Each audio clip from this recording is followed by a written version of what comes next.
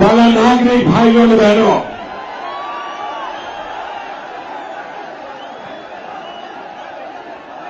મને અહીં આવવામાં ખૂબ વિલંબ થયો એ બદલ હું આપ સૌની ક્ષમા માંગુ છું. ભાઈઓ બહેનો, સમગ્ર ભારતનું ભ્રમણ કરતા કરતા આજે આપની વચ્ચે આવ્યો છું. વધારે સમય નહીં લઉં, 5 જ મિનિટમાં મારી વાત પૂરી કરીશ. ભાઈઓ બહેનો,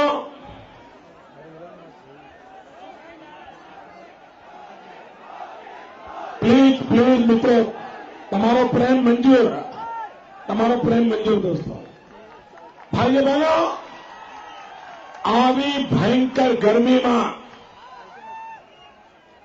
આટલી મોટી રેલી એ જ બતાવે છે કે હવાનો રૂખ શું છે. ભાઈઓ બહેનો, અત્યાર સુધી જેટલું પણ મતદાન થઈ ગયું છે જુદા જુદા રાજ્યોમાં, એમાં 2 કામ થયા છે. જે રાજ્યોએ મતદાન કરી દીધું છે એ રાજ્યોમાં એક વાત પાકી થઈ ગઈ છે કે હવે મા બેટાની સરકાર ગઈ.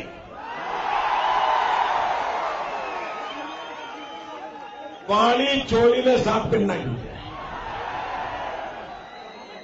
અને બીજું કામ કર્યું છે, મતદારોએ નવી સરકાર આવવા માટેનો શિલાન્યાસ કરી દીધો છે.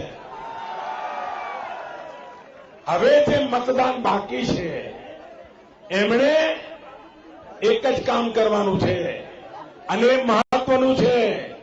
હવે નવી સરકાર આવવાની છે, ભાજપની સરકાર બનવાની છે, એમાં કોઈ મિનમેક નથી. હવે કરવાનું કામ આ જ છે, મજબૂત સરકાર કેવી રીતે બને. કોંગ્રેસનો એક જ કાર્યક્રમ છે, અમે તો હારીએ પણ સામે બધું રફે દફે થઈ જાય. મા બેટા કાન ખોલીને સાંભળી લે, હવે તમારો ગજ વાગવાનો નથી. ભાઈઓ બહેનો, ગયા 14 વર્ષથી મને ગુજરાતની સેવા કરવાનો અવસર મળ્યો. તમે સાવ મારા પડોશમાં, તમારી ને મારી ભાષા એક, તમારા મારા દિલનો અવાજ એક, અને છતાંય હું તમારી સેવા નહોતો કરી શકતો. કારણ તમે કેન્દ્ર શાસિત પ્રદેશ હતા, ગુજરાત રાજ્ય અલગ હતું. છતાંય મને એમ થાય કે ભાઈ, આ મારા ગુજરાતી ભાઈઓ, આ મારા આદિવાસી ભાઈઓ સાફ કરડે બિચારા મૃત્યુ પામે. સુવાવડી બેન હોય, ડોક્ટર ના હોય, માં પણ મરી જાય, દીકરો મરી જાય, કોણ કરે? દિલ્હી વાળાને તો તમારી પડી નહોતી, એટલે આપણે 108 ચાલુ કરી. મેં કહ્યું ભાઈ ભલે ગુજરાતની તિજોરીમાંથી જાય પણ આ બધા છે તો મારા જ ને. અહીંયા કોલેજના પ્રશ્નો, ભણવાના પ્રશ્નો, આ બધી જવાબદારી મેં માથે લીધી. પણ ભાઈઓ બહેનો, આખરે રાજ તો મારું હતું નહીં. હું તો ગુજરાતનો મુખ્યમંત્રી હતો. તમે તો સીધા આ મા દીકરાના અંડરમાં હતા. આ મા દીકરાએ આખી દુનિયામાં જઈને મારો હિસાબ માંગે છે. મા દીકરાને હું કહું છું, આ તો આવડા નાના ટાબરિયા જેવડા કેન્દ્ર શાસિત પ્રદેશો છે. દિલ્હીમાં તમારી આવડી સરકાર છે, તમે અહીંયા લોકોને ઘરમાં પાણીના નળ નથી આપી શક્યા. ડૂબી મરો, ડૂબી મરો. અહીંયા ઘરોમાં શૌચાલયના તો નામો નિશાન નથી. અહીં મારા અડધા કરતા વધારે આદિવાસી ભાઈઓ બહેનો રહે છે. ગુજરાતમાં મેં આદિવાસીઓના કલ્યાણ માટે વનબંધુ કલ્યાણ યોજના બનાવી અને તમે આ વિસ્તારમાં આટલું કર્યું હોત ને તો પણ મારા આદિવાસીઓનું ભલું થયું હોત. મેડમ સોનિયાજી, આ મા બેટીની સરકાર જરા જવાબ આપો. જવાબ આપો, તમે શું કર્યું? જવાબ નથી આપવો એમને.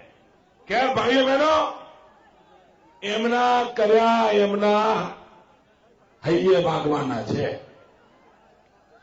એમનો નિશાન છે હાથ. આપણે ત્યાં કહેવત છે, હાથના કર્યા હૈયે વાગે. એમને બરાબર ભાગવાના છે. આ કોંગ્રેસ વાળા, મારા વાળા એવા જ ચતુર છે, એવા જ ચતુર છે.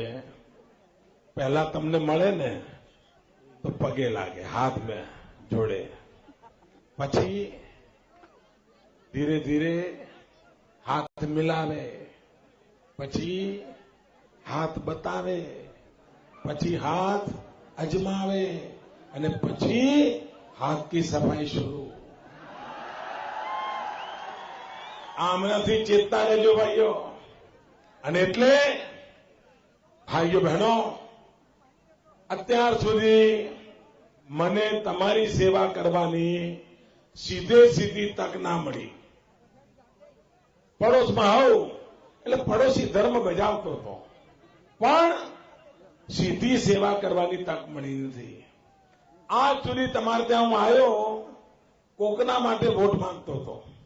ગયા વખતે આવ્યો તો નટુભાઈ માટે માંગ્યા, જ્યારે માંગ્યા તમે આપ્યા.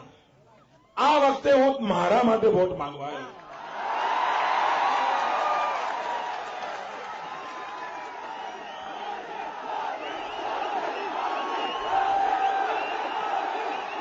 તમારે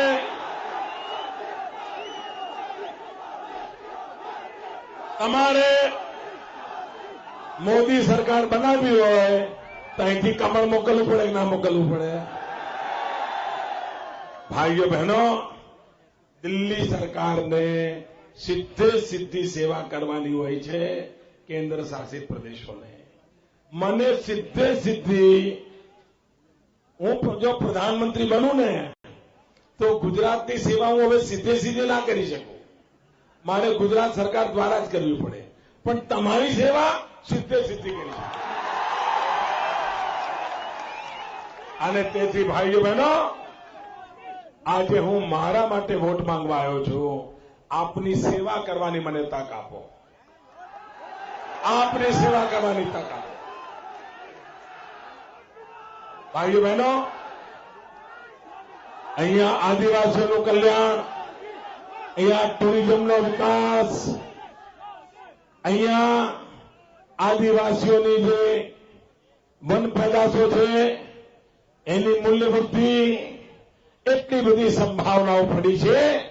એ બધી સંભાવનાઓને લઈને સમગ્ર દેશમાં એક નમૂનારૂપ કેન્દ્ર શાસિત પ્રદેશો બને.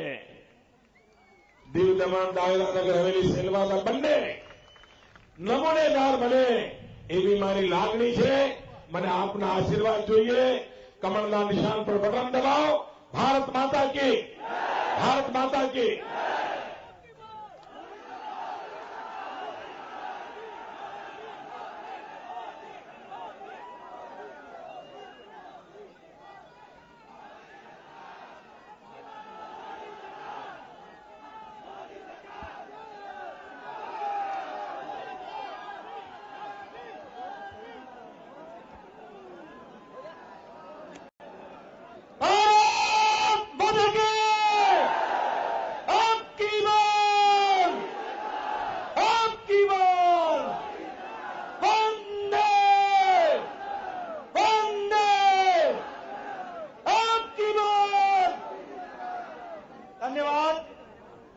भारी संख्या में, इतनी कड़ी धूप में हमारे आदरणीय नरेंद्र भाई मोदी को सुनने के लिए इतनी देर तक बैठे रहे।